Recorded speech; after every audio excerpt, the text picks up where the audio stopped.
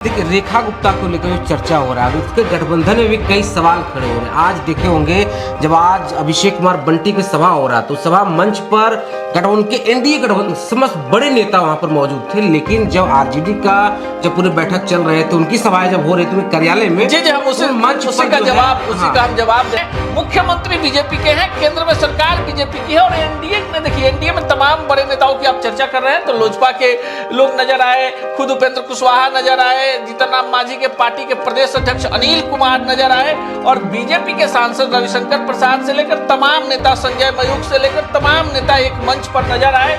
लेकिन दूसरी तरफ आरजेडी जो है उसके जो अभी वर्तमान में जो सबसे बड़े नेता हैं तेजस्वी यादव वो बिहार में नहीं है।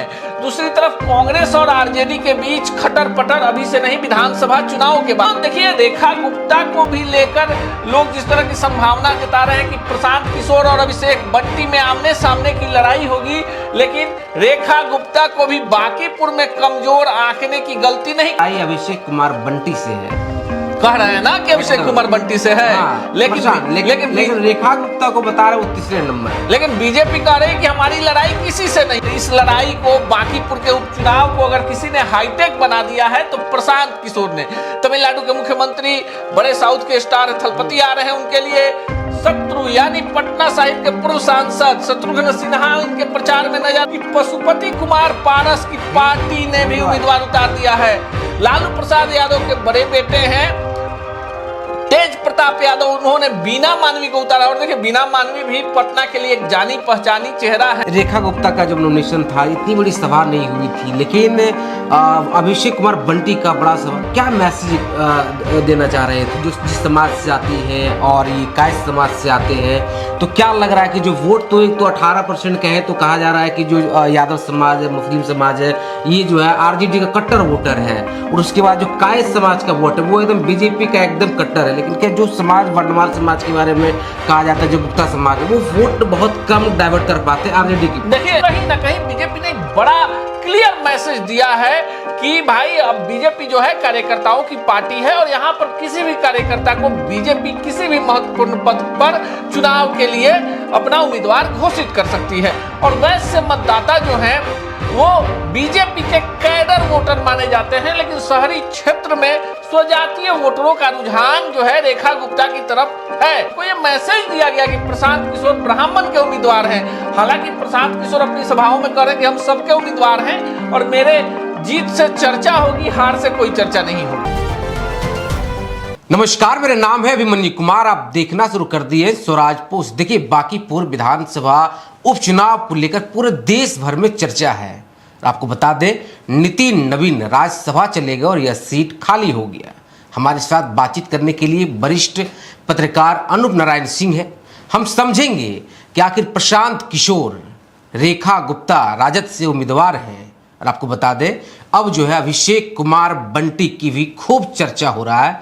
बातचीत करेंगे किस तरीके से क्या माहौल है और क्या हो सकता है, बातचीत करते हैं। कैसे देख रहे? देखिए सबसे पहली बात कि बांकीपुर के चुनाव की जैसे आपने चर्चा की कि बांकीपुर बिहार के 243 विधानसभा सीट में एक सीट है और यहां से भाजपा के राष्ट्रीय अध्यक्ष नितिन नवीन विधायक थे जो राज्यसभा के लिए निर्वाचित हो गए और भाजपा के राष्ट्रीय अध्यक्ष बन गए। अब देखिए बांकीपुर के चुनाव को लेकर एनडीए भी गंभीर है, चूंकि प्रतिष्ठा यहां भाजपा के बिहार में पहली बार मुख्यमंत्री बने सम्राट चौधरी की भी है और परीक्षा पार्टी के राष्ट्रीय अध्यक्ष नितिन नवीन की है। लेकिन चर्चा राष्ट्रीय स्तर पर इसलिए है कि जो अब तक दूसरे को लड़वाते थे खुद मैदान में उतरे हैं, यानी प्रशांत किशोर की। लेकिन हम आपको बताएं कि आज चूंकि नामांकन प्रारंभ हो चुका है और अब तक जो है कई चेहरे आ चुके हैं। सबसे पहला नामांकन लालू यादव ने किया जो सारण के मढ़ौरा के रहने वाले हैं और देश में कहीं भी चुनाव होता है तो वो चले जाते हैं, नामांकन कर देते हैं। दूसरा रेखा गुप्ता ने नामांकन किया और अभिषेक कुमार बंटी ने नामांकन किया जो बीजेपी के उम्मीदवार हैं और लगभग 27 वर्षों से बीजेपी के कार्यकर्ता के तौर पर अभिषेक सिन्हा उर्फ अभिषेक बंटी काम कर रहे थे। भारतीय जनता पार्टी युवा मोर्चा में उपाध्यक्ष थे और इससे पहले जो बंटी हैं वो पटना जिला में उपाध्यक्ष थे, तो कहीं ना कहीं बीजेपी ने एक बड़ा क्लियर मैसेज दिया है कि भाई अब बीजेपी जो है कार्यकर्ताओं की पार्टी है और यहां पर किसी भी कार्यकर्ता को बीजेपी किसी भी महत्वपूर्ण पद पर चुनाव के लिए अपना उम्मीदवार घोषित कर सकती है। लेकिन दूसरी तरफ हम चर्चा करेंगे रेखा गुप्ता की। देखिए, रेखा गुप्ता 2025 का विधानसभा चुनाव लड़कर 40,000 से ज्यादा वोट ला चुकी हैं और वैश्य मतदाता जो हैं वो बीजेपी के कैडर वोटर माने जाते हैं, लेकिन शहरी क्षेत्र में स्वजातीय वोटरों का रुझान जो है रेखा गुप्ता की तरफ है। प्रशांत किशोर जो हैं वो ब्राह्मण जाति से आते हैं और सीधे देखिए प्रशांत किशोर की कल की कैंपेनिंग भी हम देख रहे थे कि प्रशांत किशोर की एक सुबह में सभा हुई और ब्राह्मणों को बुलाया गया और उनको ये मैसेज दिया गया कि प्रशांत किशोर ब्राह्मण के उम्मीदवार हैं। हालांकि प्रशांत किशोर अपनी सभाओं में कह रहे हैं कि हम सबके उम्मीदवार हैं और मेरे जीत से चर्चा होगी, हार से कोई चर्चा नहीं होगी। देखिए, रेखा गुप्ता को लेकर जो चर्चा हो रहा है उसके गठबंधन में भी कई सवाल खड़े हो रहे हैं। आज देखे होंगे जब आज अभिषेक कुमार बंटी की सभा हो रहा तो सभा मंच पर गठबंधन के एनडीए गठबंधन समस्त बड़े नेता वहां पर मौजूद थे, लेकिन जब आरजेडी का जब पूरे बैठक चल रहे थे, उनकी सभाएं जब हो रही थी कार्यालय में, जी हम उसी का हम जवाब दे रहे हैं। देखिए, एनडीए की सरकार है, बीजेपी लीड कर रही है, राष्ट्रीय अध्यक्ष की छोड़ी गई सीट है, बिहार का सबसे ज्यादा जहां पर व्यक्ति इनकम सबसे ज्यादा है, औसत और शिक्षा का ग्राफ जहां सबसे ज्यादा है वो है बांकीपुर। पूरे बिहार का सबसे हॉट सीट है। इसी विधानसभा के अंतर्गत में विधानसभा भी आ जाता है, जहां पर बिहार विधानसभा है, तमाम पॉलिटिकल पार्टियों के कार्यालय हैं, पटना जंक्शन है, डकबंगला है, सब्जी बाग है और देखिए जो पूरा हब पटना शहर का अगर हब कहें, दिल कहें तो वो दिल बांकीपुर में आ जाता है। बीजेपी के उम्मीदवार चुनाव लड़ रहे हैं, मुख्यमंत्री बीजेपी के हैं, केंद्र में सरकार बीजेपी की है और एनडीए में देखिए एनडीए में तमाम बड़े नेताओं की आप चर्चा कर रहे हैं तो लोजपा के लोग नजर आए, खुद उपेंद्र कुशवाहा नजर आए, जीतन राम मांझी के पार्टी के प्रदेश अध्यक्ष अनिल कुमार नजर आए और बीजेपी के सांसद रविशंकर प्रसाद से लेकर तमाम नेता, संजय मयूख से लेकर तमाम नेता एक मंच पर नजर आए। लेकिन दूसरी तरफ आरजेडी जो है उसके जो अभी वर्तमान में जो सबसे बड़े नेता हैं तेजस्वी यादव वो बिहार में नहीं है। दूसरी तरफ कांग्रेस और आरजेडी के बीच खटर पटर अभी से नहीं, विधानसभा चुनाव के बाद से चल रही है।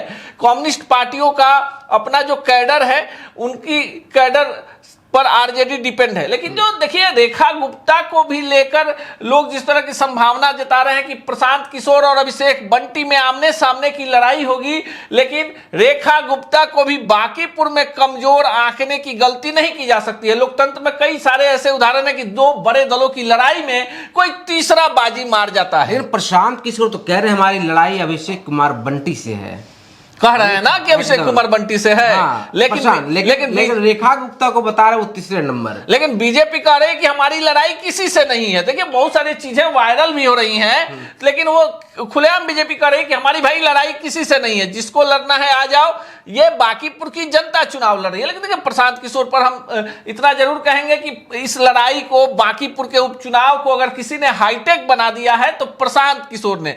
तमिलनाडु के मुख्यमंत्री, बड़े साउथ के स्टार थलपति आ रहे हैं, उनके लिए शत्रु यानी पटना साहिब के पूर्व सांसद शत्रुघ्न सिन्हा इनके प्रचार में नजर आएंगे। कई बड़े चेहरे नजर आएंगे। मनीष कश्यप ने आज से कमान संभाल ली है और बड़े यूट्यूबर हैं मनीष कश्यप। और पूरी पार्टी जो प्रशांत किशोर का पूरा अपना मंथन है, चूंकि खुद प्रशांत किशोर जिस तरह से बिहार के 243 सीटों पर उनकी पार्टी एकदम कहें कि सबसे खराब प्रदर्शन रहा, किसी को ऐसी आशा नहीं थी, उसके बाद बांकीपुर से खुद चुनाव लड़ने का फैसला प्रशांत किशोर अपने खेमे में नया ऊर्जा का संचार करने के लिए लड़ रहे हैं कि भाई हम इस हार से हतोत्साहित नहीं है और हम अभी लड़ेंगे। देखिए लोकतंत्र की यही खूबसूरती है कि आप शून्य पे आउट हो जाते हैं, फिर लेकिन दूसरे मैच में भी आपको आना पड़ता है। तो कहीं ना कहीं प्रशांत किशोर ने एक बड़ा हिम्मत दिखाया है। बाकी तो बांकीपुर की जनता को फैसला लेना है कि भाई उन्हें बीजेपी चाहिए, प्रशांत किशोर चाहिए या फिर रेखा गुप्ता। लेकिन आपको बताएं कि पशुपति कुमार पारस की पार्टी ने भी उम्मीदवार उतार दिया है। लालू प्रसाद यादव के बड़े बेटे हैं तेज प्रताप यादव, उन्होंने बीना मानवी को उतारा। और देखिए बीना मानवी भी पटना के लिए एक जानी पहचानी चेहरा है और बीना मानवी भी वैश्य से आती हैं, वैश्य जाति से आती हैं और उनका भी प्रभाव है, महिला संगठन के नाम पर उनका भी एक अपना वोट बैंक है। और देखिए सोशलिस्ट पार्टी, प्रशांत किशोर के कभी एकदम करीबी लोग रहे, धनंजय सिन्हा, विनय झा जैसे लोग जो हैं सोशलिस्ट पार्टी के, धनंजय सिन्हा यहाँ अध्यक्ष हैं, उन्होंने नवीन कुमार तिवारी को उतार दिया। और देखिए नवीन कुमार तिवारी टेम्पो यूनियन, जो पटना का लाइफ लाइन कहा जाए तो ऑटो है, ऑटो यूनियन के यहाँ के बड़े नेता हैं। तो जो वोट कटेगा, जो ये वोट कटेगा, इसका नुकसान भी किसको होगा सबको पता है। लेकिन देखिए बांकीपुर की लड़ाई है, जैसे जैसे चुनाव में नामांकन की तारीख 13 तारीख है, जैसे नामांकन होगा उसके बाद जब चुनाव प्रचार तो जोर पकड़ ही चुका है, बहुत कुछ कहानियां अभी देखने को बाकी है। रेखा गुप्ता का जब नॉमिनेशन था इतनी बड़ी सभा नहीं हुई थी, लेकिन अभिषेक कुमार बंटी का बड़ा सभा, क्या मैसेज देना चाह रहे थे? देखिए जिस पार्टी की सरकार केंद्र में हो, जिस पार्टी का मुख्यमंत्री बिहार में हो, देखिए मुख्यमंत्री मंच पर नजर आए और राष्ट्रीय अध्यक्ष की सीट हो, तो जाहिर सी बात है कि प्रतिष्ठा तो बीजेपी की लगी है दांव पर।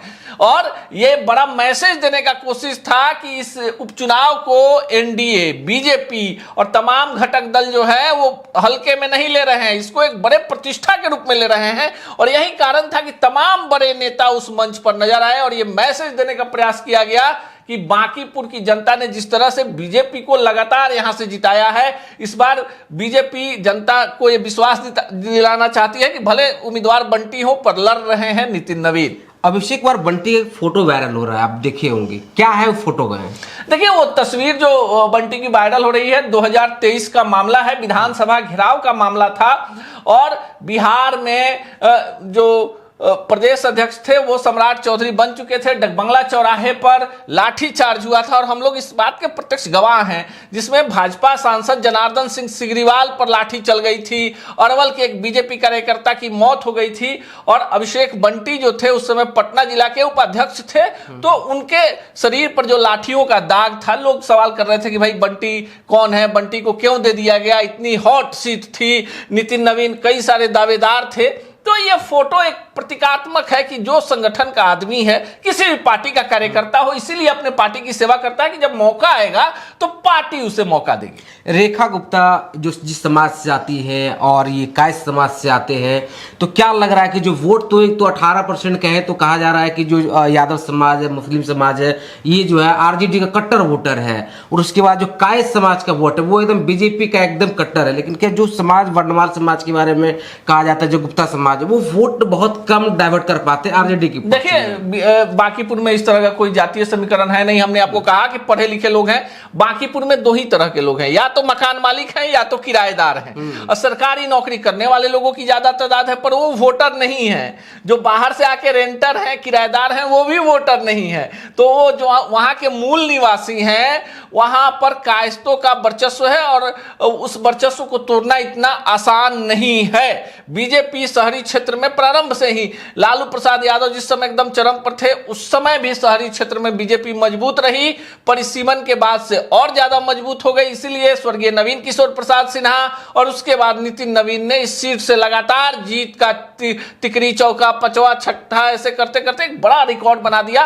तो बांकीपुर की जो लड़ाई है वो काफी रोचक होने वाली है और यह कहना अभी किसी के लिए मुनासिब नहीं है कि बीजेपी का पलड़ा भारी है, प्रशांत किशोर का पलड़ा भारी है, आरजेडी का भारी है, या फिर बिना मानवी, नवीन कुमार तिवारी, पशुपति कुमार पारस की पार्टी, लालू यादव और कई सारे अभी उम्मीदवार इस सीट पर नजर आने वाले हैं। चलिए देखिए, हम बातचीत कर रहे थे, अनूप नारायण सिंह थे हमारे साथ।